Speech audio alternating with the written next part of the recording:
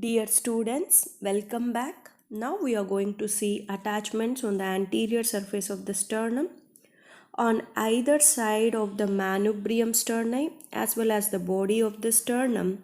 It gives origin to the sternal head of the pectoralis major muscle. Okay, and this is the median plane of the manubrium sterni. On either side of this median plane, it gives attachment to the sternal head of sternocleidomastoid muscle. Sternal head of sternocleidomastoid muscle. These are the two muscles attached on the anterior aspect of the manubrium sterni as well as body of the sternum. And on the anterior side, it also gives attachment over this jugular notch. It gives attachment to the lower fibers of the interclavicular ligament. So this thing you people know, this is the interclavicular ligament. The lower fibers of the interclavicular ligament are attached over this jugular notch. Okay, and on either side it forms a joint with the first rib, that is the primary cartilaginous joints. That is the first sternocostal joint is formed on the either side of the manubrium sterni.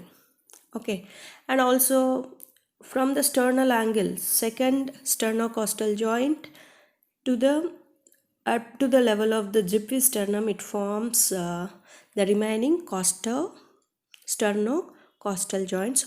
The remaining joints are all synovial joints. Okay. So these are the attachments seen on the anterior aspect of the body as well as the manubrium sterni. There are some attachments on the zyphisternum also on the anterior aspect. It gives insertion. So this zyphisternum on the anterior surface, it gives insertion to the rectus abdominal muscles. Rectus abdominal muscles on either side. On either side, it gives attachment to the rectus abdominal muscles, that to medial fibers. Medial fibers are getting attached on either side of the zyphisternum. And it also gives attachment to the aponeurosis of the external oblique muscles. On both the sides, it gives attachment to the external oblique muscles on the anterior surface. So on the anterior surface, two muscles are getting attached. One is the rectus abdominis muscle on either side, and also aponeurosis of external oblique abdominis. External oblique abdominis. And at the lower end, it provides attachment to the linea alba. It provides attachment to the linea alba. And the lateral borders, you can see the lateral borders here. Lateral borders of the zyphisternum gives attachment to the internal oblique and transverse abdominis muscle. Transverse abdominis muscle and internal oblique muscles. These are the abdominal muscles.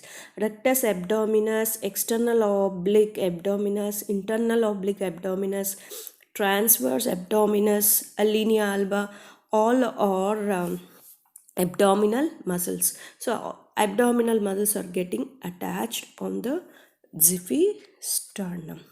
And also another important thing, so here we have seen these notches provide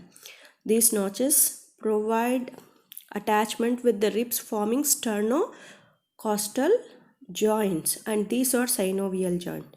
So synovial joint means each joint has a capsule and the ligaments, isn't it? So on the anterior surface, it provides attachment with the capsular ligaments, and also ligaments around these joints.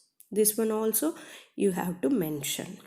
Okay, this is about the attachments on the anterior surface of the sternum. In the next session we will see the post